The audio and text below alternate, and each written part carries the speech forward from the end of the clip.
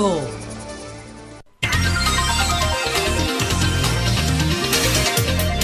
Siete en punto de la mañana, son las 7 en punto. Buenos días, dominicanos, dominicanas.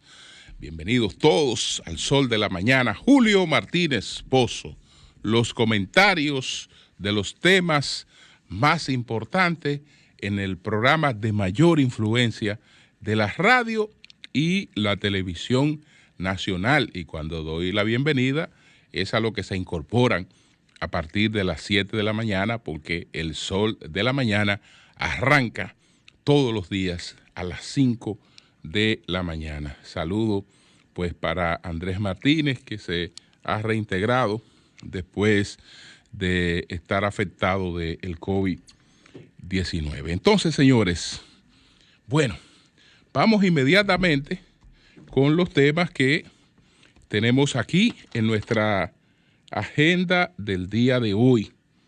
Los temas que tenemos en esta agenda. Vamos a ver nuestra agenda del día de hoy.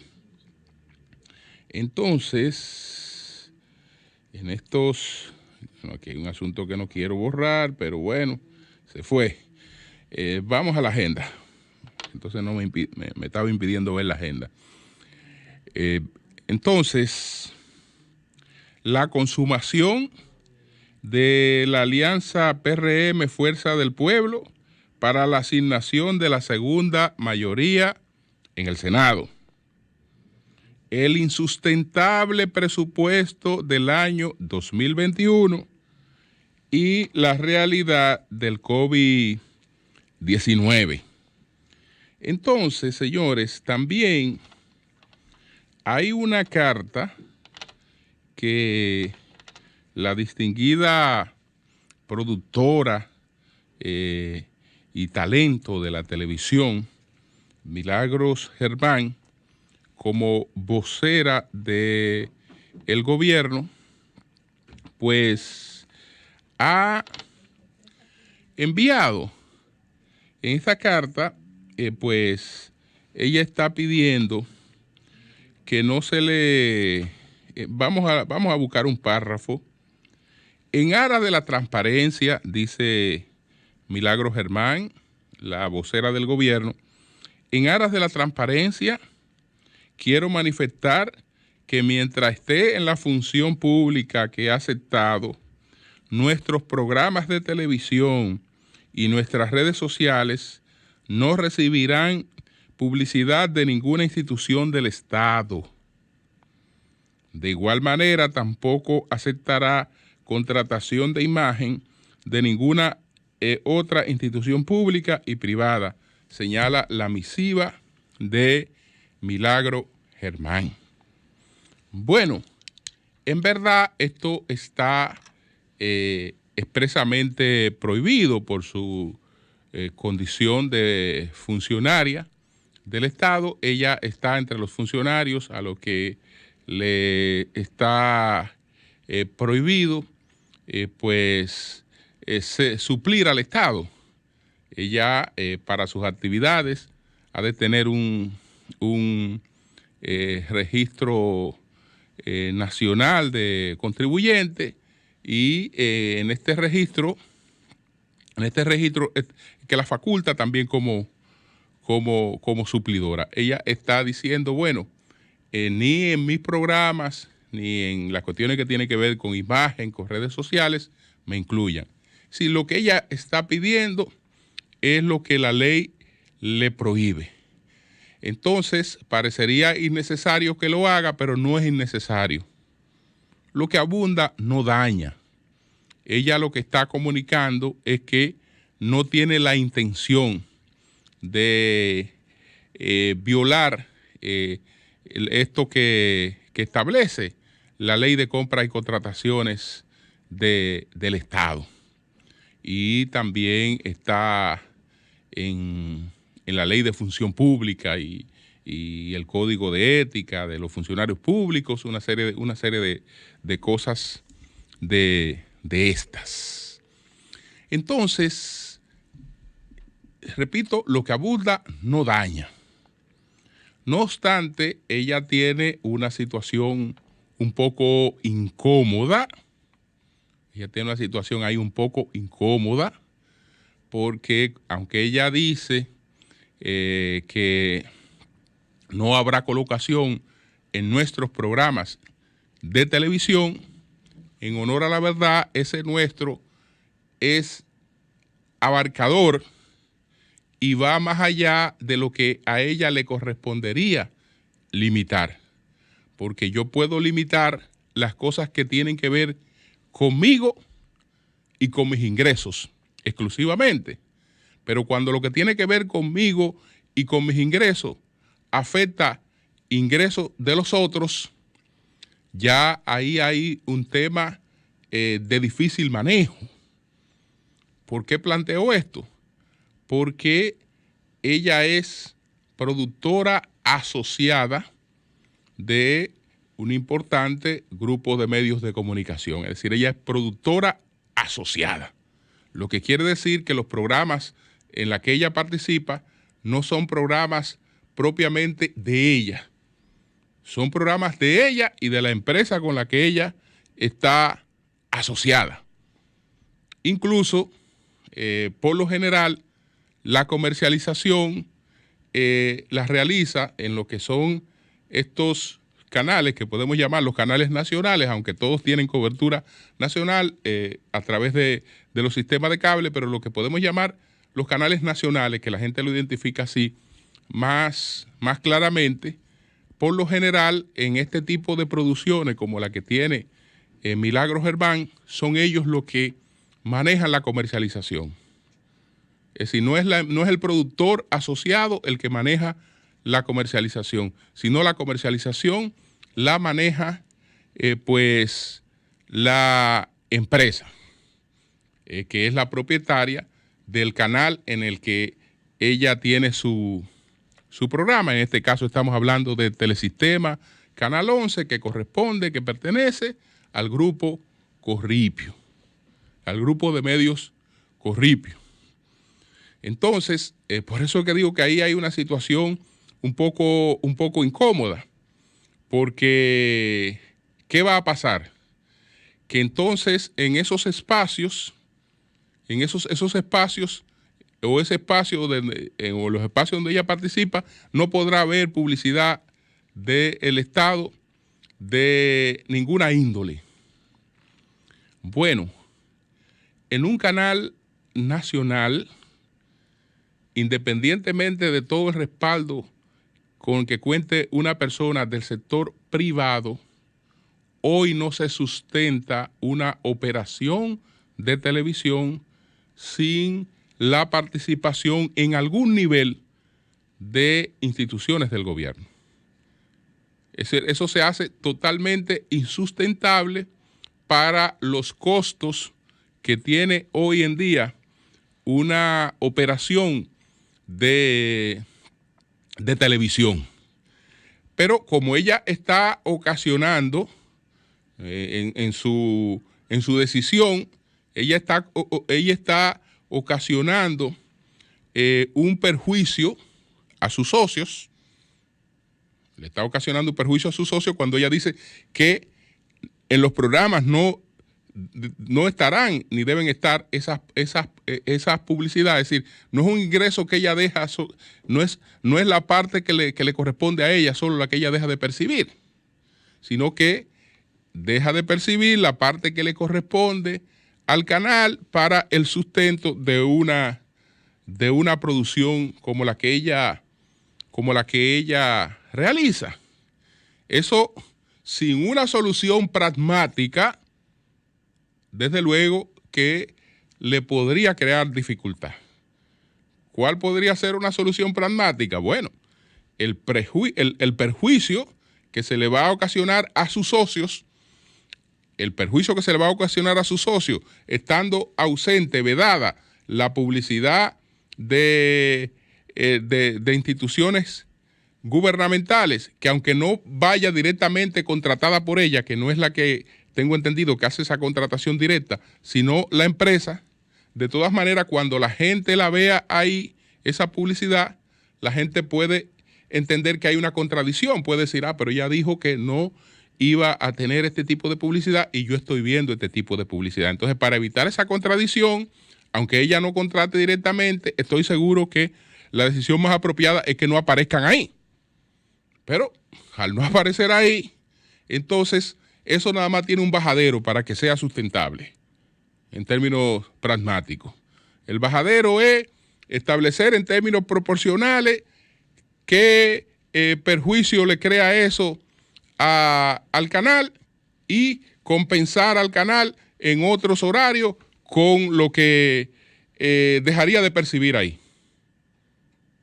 Usted puede estar seguro que algún tipo de solución pragmática se busca porque desde el punto de vista económico es insustentable. Y ya vemos que la televisión desde hace tiempo viene tratando de readaptarse a una situación que pre-COVID, antes del COVID, era difícil y que ya estaba produciendo cambios como lo que se produjeron en primer lugar, que fue el primer caso que se dio ahí en Telesistema con Jochi Santos. Desde ese mismo momento también estaba planteada la situación con ella, que aunque se dio de manera posterior, era producto de una reorganización que venía desde hace un tiempo, y esa reorganización tiene que ver con la crisis de la televisión, o podemos decir la crisis de los medios en la República Dominicana. Afortunadamente, y no digo afortunadamente, pero excepción hecha de la radio, que ha sido de los grandes medios el que se ha seguido fortaleciendo, con la televisión, al igual que con los impresos, hay una situación sumamente difícil. Usted puede ver cualquier operación importante de televisión y creer que ahí, por todo lo que usted ve, se está produciendo todos los cuartos del mundo. Cualquier operación que usted vea de televisión, salvo tal vez una excepción, lo que hay detrás de eso se llaman pérdidas. Antes del COVID y después del COVID, peor. Entonces, ahí está esa situación. De todas maneras, ella ha querido ser, digamos, más precisa en este aspecto, enviando una carta en la que plantea que no le otorguen lo que la ley a la vez le prohíbe. Entonces, eso que es lo que tiene que ver con esto. También quiero leer este mensaje que colocó la persona más presente en las actividades que llevó a cabo el presidente Luis Abinader en Santiago. Dice Ortega y Gasset que en ocasiones la ausencia es la mejor forma de estar presente. Porque cuando llegamos a un edificio que no está alfombrado, sino que es un edificio que vamos a pisar sobre mosaicos o sobre cerámicas, y si falta un mosaico, el mosaico ausente es el que llama la atención. El mosaico ausente es el más presente de todo. Nadie se va a fijar en los mosaicos que están ahí, sino en el mosaico ausente. Entonces, Abel Martínez es la figura más presente en estas actividades que encabeza Luis Abinader en Santiago. Usted le pregunta mañana a cualquiera con quién se reunió Luis, tal vez lo saben los santiagueros. Pero lo que sabe el país es que Abel Martínez estaba ausente.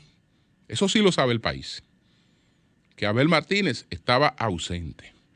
Que nuestro presidente habla de una crisis que hay que enfrentarla con unidad en los mensajes, que él está llamando a los partidos políticos, que esto, que lo otro, pero en sus actuaciones, entonces, en la práctica, entonces hay sesgos en algunas de las cosas que hace, y un sesgo que no le suma absolutamente nada.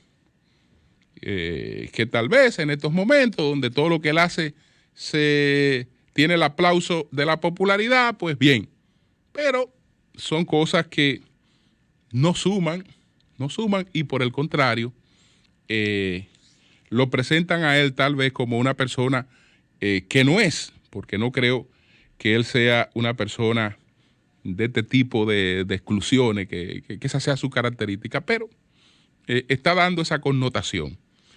Entonces leo este mensaje de Abel: siempre seré el primero para emprender y apoyar acciones tendentes a beneficiar a toda la gente de Santiago, ciudad que amo y respeto, pero no puedo asistir a donde nunca se nos ha convocado. Al Luis Abinader, presidente Abinader, lo invito a que juntos valoremos y respetemos a la ciudad corazón. La ausencia de la principal autoridad de Santiago no es un desconocimiento a esa figura, en verdad se traduce también en un irrespeto a lo que escogió Santiago, que así como escogió a Luis Abinader como presidente de la República, escogió a Abel Martínez como su principal autoridad. Entonces, un demócrata respetuoso de la voluntad popular no debería desconocer eso. No debería desconocer eso, no debería menospreciar eso. Pero bueno, vamos a temas que son un poquito más duros, más difíciles que estos temas. Bueno, ¿qué pasa? Que ayer se consuma lo que era esperado. Lo que era esperado porque esto ha sido parte de los acuerdos entre el presidente Luis Abinader y el expresidente Leonel Fernández, parte de los acuerdos de beneficios a la fuerza del pueblo, que ya incluyeron el tema de la Junta Central Electoral. Estaba entonces el tema de la segunda mayoría. Déjenme ver aquí si tengo un artículo que publicó sobre este tema Eduardo Jorge Praz, hablando, en el que hay algunas precisiones importantes sobre el tema de la segunda mayoría.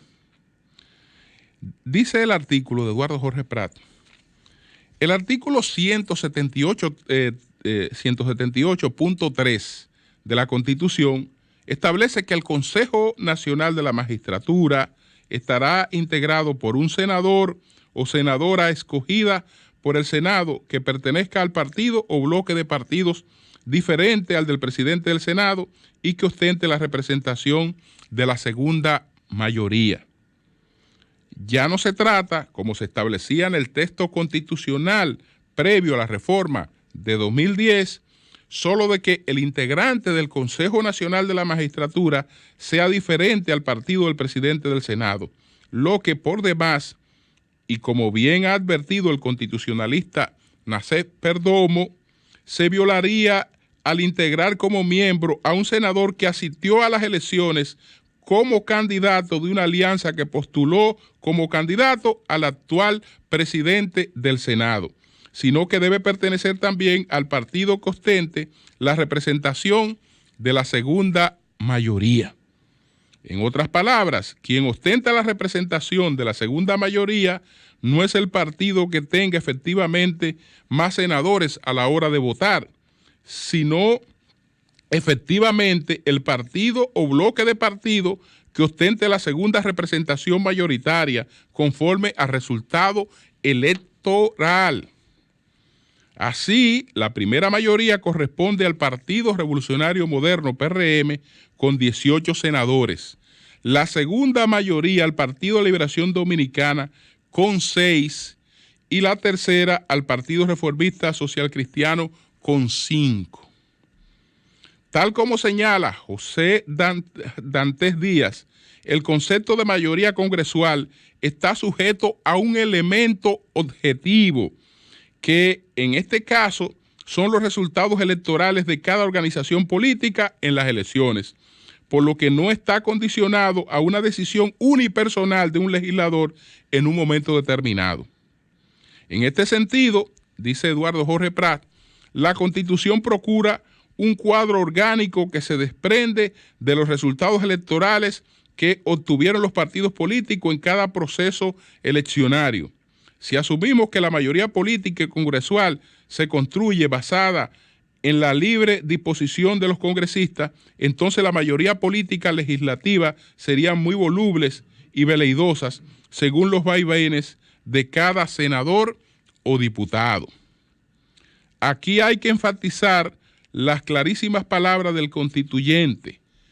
El partido que ostente la representación de la segunda mayoría no son los legisladores a los fines de la integración del Consejo Nacional de la Magistratura, lo que ostenta la representación de la segunda mayoría.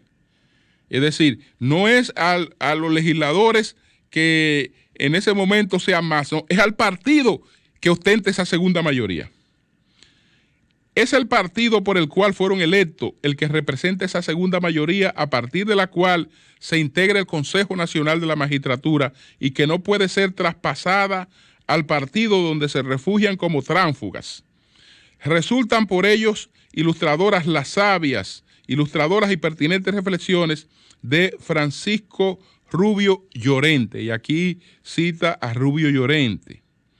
Es cierto que los partidos están integrados por hombres y que los electores eligen a unos hombres. Eligen, no obstante, a unos hombres que les son propuestos por un partido político. El elector, al dar su voto, está eligiendo a unas personas, pero a unas personas que les son propuestas por un partido y de las que espera razonablemente que se comporten como hombres del partido. Aunque el PLD, tras las deserciones de 2 de sus legisladores, cuente ahora, hasta nuevo aviso, podrían ser más o menos senadores eventualmente apenas con 3, que es lo que cuenta ahora, a los fines de la votación de las leyes y las resoluciones en el seno del Senado, lo cierto es que, con vista a la conformación del Consejo Nacional de la Magistratura, ostenta la representación de la segunda mayoría política. Y es que la composición del Consejo Nacional de la Magistratura no puede ser dejada al libre arbitrio de las veleidades de los legisladores, que hoy pueden estar en un lado de la balanza política y otro día del otro. Esto así porque en una democracia presidencialista y electoral, la única posibilidad de asegurar un gobierno eficaz, en este caso el gobierno de la elección de los jueces de las altas cortes, es mediante una mayoría objetivamente calculada, estable, cohesionada y disciplinada. Al margen de eventuales contenciosos constitucionales que desembocarán tarde o temprano en el Tribunal Constitucional, todo lo anterior es pluma de burro en un país en el que, como la República Dominicana, el transfugismo político, más que un delito, es un deleite, con sentido y hasta con mal disimulado entusiasmo o descarada indiferencia, aupado por las autoridades, lo que va a llevar a la destrucción de los partidos, base de toda democracia estable, y lo que vulnera el espíritu y la letra de la democracia electoral, en la que, como dice Rubio Llorente, los electores votan a los hombres que integran un partido, pero lo votan también con la esperanza de que actúen disciplinadamente y no abandonen intempestivamente su partido. Yo creo que este artículo resume muy bien este tema de la segunda mayoría, que ya sabemos cuál fue el informe que rindió la comisión especial y que aprobaron los senadores, porque esto era parte del pacto de alianza, no importa por quién haya votado la gente. Es decir, para nada cuenta el voto de la gente, para nada cuenta la cantidad de legisladores que hayan sido electos en la boleta de ese partido. No. Lo que cuenta es que el senador que va a representar al Senado, que es Eduardo Estrella, y el senador que va a representar a la Fuerza del Pueblo, fueron electos los dos postulados por el mismo bloque de alianza. Por el mismo bloque de alianza. Es decir, salen del mismo lugar los dos. Del mismo lugar. Y bueno, ya veremos en términos institucionales qué cosa arrastra esta situación, pero no serían cosas buenas. No serían cosas buenas y vamos acumulando cositas y vamos acumulando cositas y no nos preocupan. No nos preocupan porque lo que vemos es una piedra que ha rodado. Pero resulta que a veces una avalancha se inicia con una piedra, con una sola piedra. Entonces ya cuando son varios golpes a la institucionalidad y varios golpes a la institucionalidad, cuando eso explosiona en medio de una crisis económica, pues a veces las consecuencias son impredecibles. Impredecibles. Vamos al tema del presupuesto del año 2021. Este tema se ha mantenido fuera de la palestra. El gobierno no ha querido que el tema tome vigencia, pero ya está avanzado el presupuesto del año 2021. ¿Qué pasó después que la presión popular obligó al gobierno a retirar las pretensiones de querer poner impuestos hasta el sueldo de Navidad? De querer poner impuestos a todas las actividades que la gente realizara a través de la internet, a pesar de que estamos en una etapa donde se está convocando a hacer a la gente las actividades pues con alejamiento físico, las actividades virtuales. Entonces, al mismo tiempo, estaba todo esto que ya sabemos que provocó un gran rechazo y un cambio en el gobierno. Entonces, eso se atendió en un cambio al presupuesto. Pero ese cambio solamente ha sido en calcular qué cantidad de recursos se estimaba que se iban a generar por esos impuestos, y entonces ahora esos recursos han sido sustituidos por dos promesas. Hay una promesa de adelanto de la Barri y pues hay una promesa de financiamientos con adelantos de tributos del sistema bancario. Entonces, con estas dos fuentes de ingresos se sustituyen poco más de 25,000 millones de pesos que se aspiraban a generar producto de una cantidad de impuestos que se querían imponer de manera sorpresiva y que fueron rechazados por la población. Entonces, en resumen, ¿qué tenemos entonces en este presupuesto?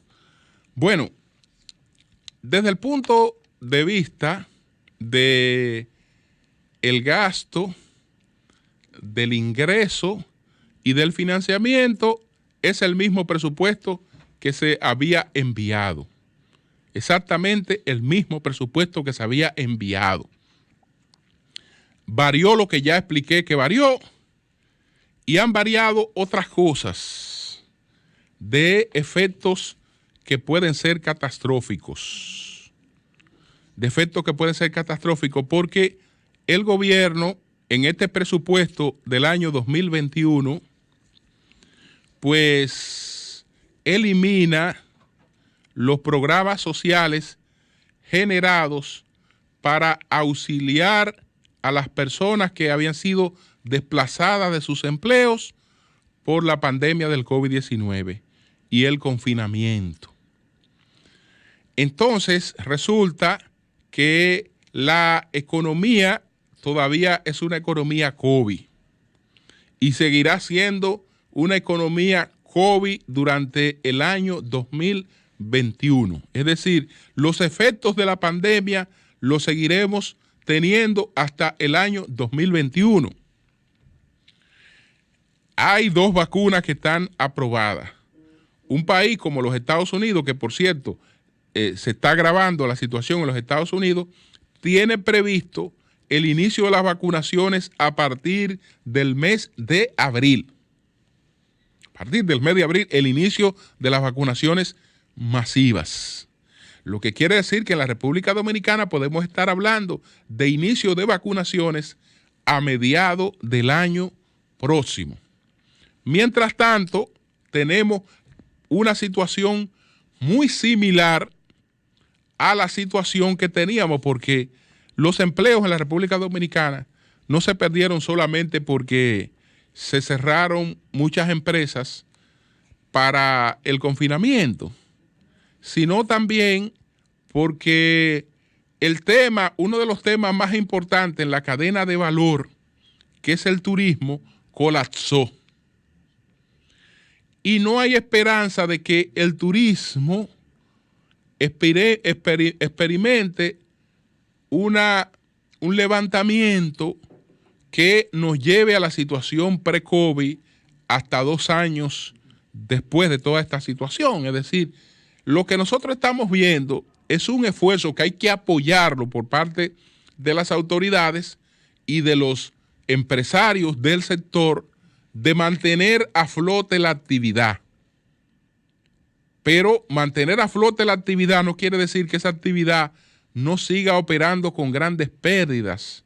Lo que pasa es que las pérdidas de no operar son peor que las pérdidas de operar con pérdida. Es decir, no operar crea más pérdida que operar con pérdida. Entonces, para no operar y tener mayores pérdidas, es mejor tener alguna operación, aunque se sigan teniendo pérdidas. El presidente Abinader dijo, entre los datos que dio, que miren, ya hay una ocupación del 50% para diciembre. Vaya a ver cuál es esa ocupación del 50% para diciembre. Hay algunos turistas que vienen. Hay algunos turistas extranjeros, para distinguirlo de los otros turistas, que vienen, es verdad. Pero cuando usted va a ver pregunte a ver cuál es esa ocupación que él está anunciando, como que ya estamos levantando el turismo. Si ya tenemos casi el 50% para diciembre, eso quiere decir que ya nosotros estamos a mitad de camino para levantar el turismo. Dato totalmente irreal. Cuando usted va a ver, ese 50% somos nosotros mismos, los dominicanos, en gran medida. Aquí hay un porcentaje de dominicanos que todos los años sale a vacacionar fuera del país. Hay un porcentaje mínimo de dominicanos, estamos hablando 1, 2, 3, qué sé yo, por ciento de la población, sale a vacacionar a diciembre, sale de vacaciones de fin de año. Esos dominicanos, muy pocos de esos dominicanos van a viajar ahora. ¿Y qué han hecho esos dominicanos? Pues reservar en los hoteles. Otros, por tradición también, no viajan, sino que también se está haciendo cada vez un poquito mayor el número de gente que se iba a los hoteles, que se iba a las casas de descanso, ¿no? Para estos fines. Entonces, en gran medida, eso somos nosotros mismos. Ese porcentaje del que él habla. Hay composición de turistas extranjeros, pero que usted ve, son los mismos dominicanos. No es que el turismo se está levantando. No, somos nosotros mismos. Somos nosotros mismos. Entonces, somos nosotros mismos friéndonos en nuestra propia salsa. Comiéndonos los ahorros o financiando cosas en base a promesas de una reactivación de la economía. Nosotros mismos, pero no que las fuentes de generación de divisas se han reactivado en la República Dominicana. Entonces, en medio del panorama en que la economía sigue igual, quitar los programas sociales, quédate en casa, fase 1 y fase 2, realmente va a tener una repercusión social que difícilmente el gobierno la resista. Como difícilmente la resista, no duden ustedes que en enero tengamos un discurso del presidente Abinader culpando de nuevo al PLD de todo lo que ha pasado en el país y entonces revisando las medidas que contiene ese presupuesto porque son insustentables. Insustentable, es decir, abandonar a su suerte a la gente que está recibiendo esas ayudas sociales realmente es insustentable. Insustentable hasta que no haya una variación en el panorama de la economía actual. Pero, ¿por qué el gobierno ha hecho eso? ¿Por qué el gobierno va a dejar abandonada a su suerte a la gente que está recibiendo ayudas sociales en estos momentos? La va a dejar abandonada para simular que hay una reducción del déficit. No dudemos que en cualquier discurso el presidente aparezca diciendo próximamente que, miren, el déficit llegó a ser, con el tema del COVID, de un 9 a un 10%. En este momento el déficit debe estar casi en un 10%. Debe estar el déficit. En el presupuesto está calculado en apenas un 3%. Entonces, para decir que hay una reducción ficticia del déficit, porque el déficit sigue ahí, entonces, en el tema del presupuesto del año que viene, nosotros estamos planteando que apenas necesitamos prestado unos 146 mil millones de pesos, que no dan ni para tapar una muela. Eso es ficticio totalmente, que habrá que variarlo en el futuro. Ahora, ¿qué implica la variación de eso en el futuro? Porque es insustentable. Insustentable porque a partir de enero ya aquí habrían convulsiones sociales tremendas si el gobierno no varía eso de dejar abandonada a su suerte la gente que recibe ayudas sociales. Pero insustentable porque nosotros tenemos que cuidar las promesas que mantienen nuestra economía. Y entre esas promesas que mantienen nuestra economía está la deuda soberana del país. Cuando nosotros salimos a colocar bonos, estamos haciendo una operación diferida, es decir, estamos haciendo un intercambio comercial diferido que se completa en el tiempo. Usted adquiere un bono de la deuda dominicana que será redimido durante un tiempo. Mientras tanto, usted va recibiendo unos intereses. Pero ¿qué pasa? Que usted adquiere ese bono sobre la base de que el país le dice que el déficit con el que ese país va a operar es un déficit de un 3%. ¿Y qué pasa si ese déficit es de un 7 o de un 8, como lo es realmente? Que usted ha puesto gente a tener bonos y deuda dominicana, promesa futura de pago de deuda dominicana sobre datos falsos, sobre datos irreales.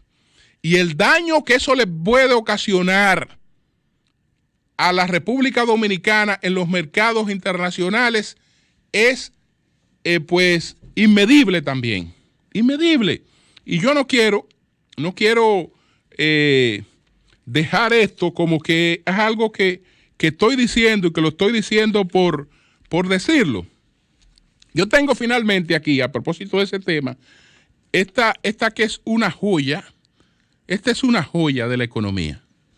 Esta es una joya de la economía. Me refiero a este clásico de Harry Sherman que se titula Las promesas por las que vivimos. Este es un tratado que analiza de manera muy amigable para los no economistas todo el tema del ciclo económico y lo explica muy bien. Y entonces, cuando vemos la parte de la que yo estoy hablando en estos momentos, que es la parte de la promesa que se llaman bonos, de la promesa que se llaman títulos de deuda, o en Estados Unidos le dicen títulos del tesoro. La diferencia entre los bonos y los títulos de la deuda es que los bonos son promesas a más largo plazo. Las promesas son, las letras son a más corto plazo. Pero ¿qué pasa? ¿Cuál es el principal, digamos, factor para que haya una garantía de un país para lo que eso es fundamental? Porque si de algo nosotros vamos a vivir, por lo menos en los próximos 2 años, es de financiamiento. Pero tenemos que ser creíbles en los mercados internacionales. No podemos dar la imagen de que nosotros tumbamos a la gente, porque al que usted le vendió unos bonos sobre la base de un cálculo de un déficit ficticio, usted lo está engañando. Usted lo está engañando. Entonces, ¿qué dice Sherman sobre esta parte?